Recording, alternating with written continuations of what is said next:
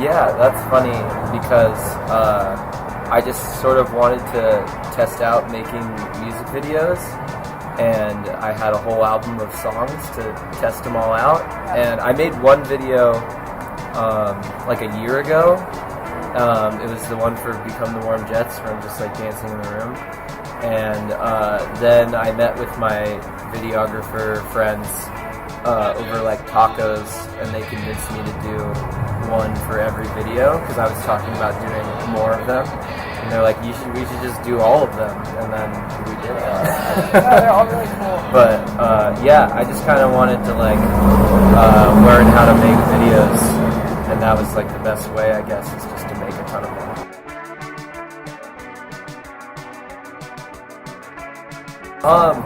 They're all kind of like inspired by different films that inspired the album. I guess that's a better answer for why I made videos for each song, is that all the songs are very influenced by like film, and I wanted to add that medium to the song as well, sonically and visually, to get like the concept across more, I guess. But like a lot of them are stolen, influenced by like other movies and stuff. So each video is kind of like there's one that's literally just like a shot from a movie that I took and wanted to make it like the entire video long. So I guess they're kind of like nods to the films that like inspired the music, I guess.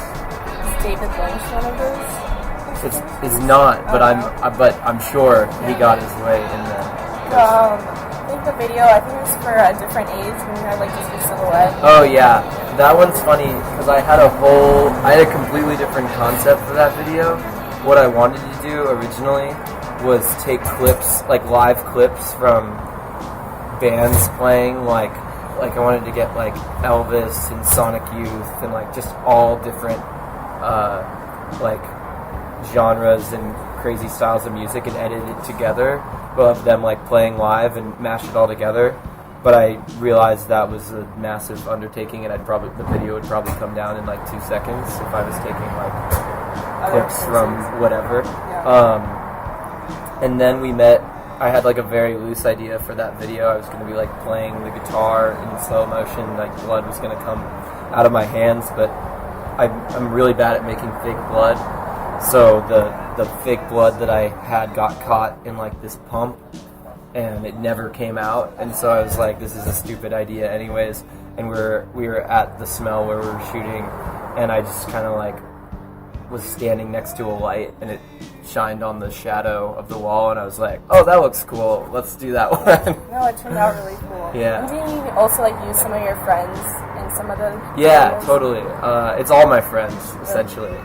Because the whole concept behind it all stems from like the Fear video, and what I wanted to do was that's in like my practice space in LA, and I wanted to have that kind of be like the idea of me like writing a song, because part of what Fear, that song, is about is like the fear of never being able to create like another song, or just kind of like dwindling off into the whole existence of the greater music, everything that's out there, blah blah blah. And I wanted it to be like me making a song, like writing a song. That's why the lyrics are like written out, and then when the sort of like cathartic synths come in, it goes around the room and it reveals like all these different entities of myself that are standing around the room and looking at me, trying to like the pressure or like the whatever, trying to write this song. And I have like, different and then each video kind of explores a different realm of that part of me, I guess. So are they all like just kind of like pieces that come together, like all the videos? Yeah, sort of. Tried to keep them like connected, but I got all my friends to be in it, just because that's the easiest way to work, I guess. Yeah, they're all good.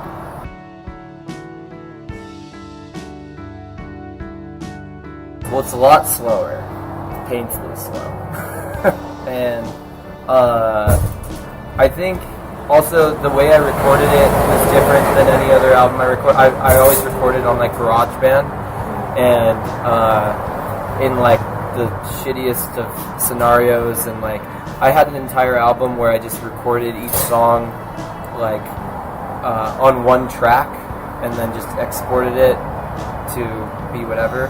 And this one I tried to really like step up my game recording wise, and I have this other project that I made like a few years ago called Devil Worship, and it was just me making like beats, and I got Ableton to like make the beats, and then I realized that I could use that for like my guitar music too, and then just started recording with that and like that synth sound, and yeah, so it definitely ended up sounding really different.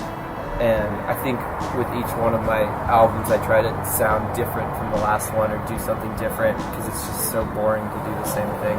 Like on this album, isn't there one song where there's no lyrics, it's just instrumental? Yeah, no words. Yeah, no, it's really cool.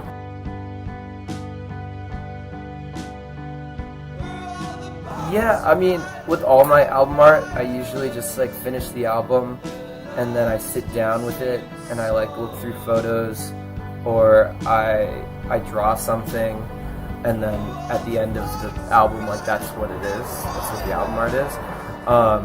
And like this one, I don't know. I just doodle a lot, and my roommate had like this set of oil paints, and I was gonna do this crazy oil painting with like a thing, and I don't know how to paint or draw or do anything, and I just I heard the synth sounds and grabbed the thing and just drew that one red thing, and I was like, oh, I don't need to do anything more than this, like this feels right. And that video is actually of my drummer and my friend Jackson, and he looks like me when I was like 20, like 5 years ago, and everybody always makes fun of that fact. And I thought it'd be interesting to use him as like a younger version of me in the video. And I kind of wanted to play with that, and I gave him like my old t-shirt that I've worn used to wear like every single day, and it's so tattered and torn, but I wanted him to be like a younger version of me, and then I'm like walking through the video and just like manipulating it and trying to make it or like kind of branding him with the new album, I guess, because it's such a different sound. And yeah, I don't know.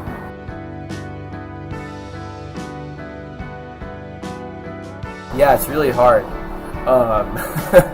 But mostly, I mean, like, we both write a lot of music, and if there's ever songs that feel like a Surf Curse song, we'll like bring them to each other. And most of the Surf Curse writing is done like with the two of us. And, I don't know, we just have such a distinctive relationship. It's like so obvious to tell what songs go to that project and what we keep for ourselves and stuff. But yeah, it's really difficult to manage both things.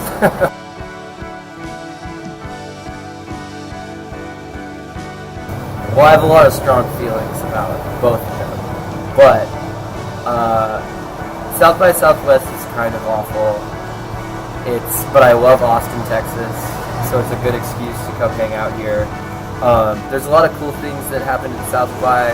Like, I think what you guys are doing is really amazing, and like what they did at Love Goat the other night, like this all ages sort of free thing where it's just the free flow of music, and like that's kind of what it's all there for. But obviously it's been, I mean, it almost sounds cliche at this point, but it's just been like corrupted, and it's just like a bunch of our friend who just flew in had to pay $200 for like a South by Southwest wristband, and he's probably not even going to be able to get into any showcases because the lines are so long, and like it's kind of taken all of the soul out of anything that it could have been, and it's just kind of like a big tech conference for music now, or at least what it feels like, and it's like a popularity contest, and it's all those sorts of things. I don't think it really has any spirit or soul left in it, but playing the show last night, I felt like that was the most invigorated I've felt playing any show here.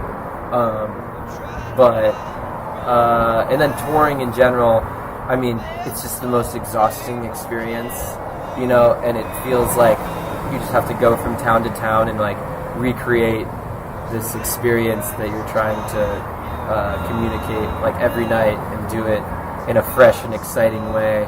But there's also just always this like exchange of money and merch and all this thing because you have to like pay for so much stuff, and I don't know. It feels fun, but it also feels gross, you know. Yeah, I mean it's basically like South by Southwest is capitalism. Yeah, I mean it's all capitalism. But and then also like the free shows, you get to actually see your fans, since like most totally. bands you can't, like the badges and this. Exactly, and it's all 21 plus and stuff. And yeah, it's tough, but yeah, it's still great. I mean, I think if like we can travel here or come here for South by and then be able to do like a show like that, and someone gets to feel something or see something or experience something, then it's totally worth going through the rest of the bullshit to do it.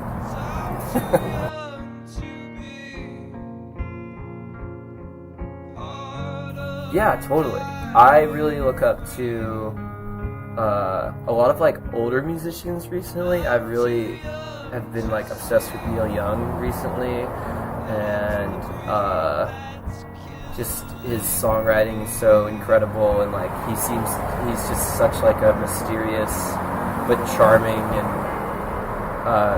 positive force of a person, I think.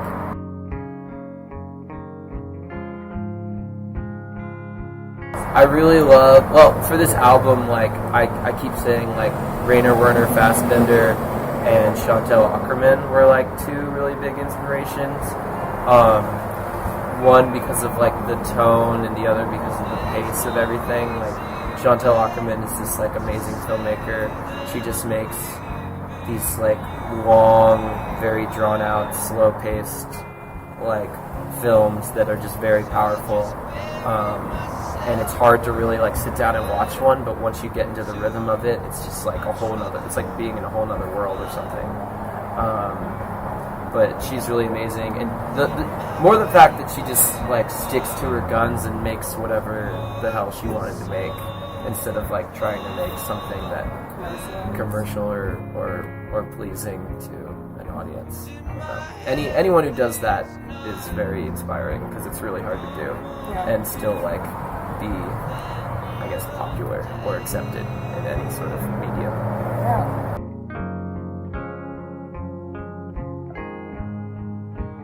Oh man, I really like playing My Nights Are More Beautiful Than Your Days, because my keyboardist Maddie Boyd like harmonizes with me the whole time, and it just sounds really beautiful. Yeah, I really like playing that one. But we've also been playing a lot of old songs that are really fun to play too.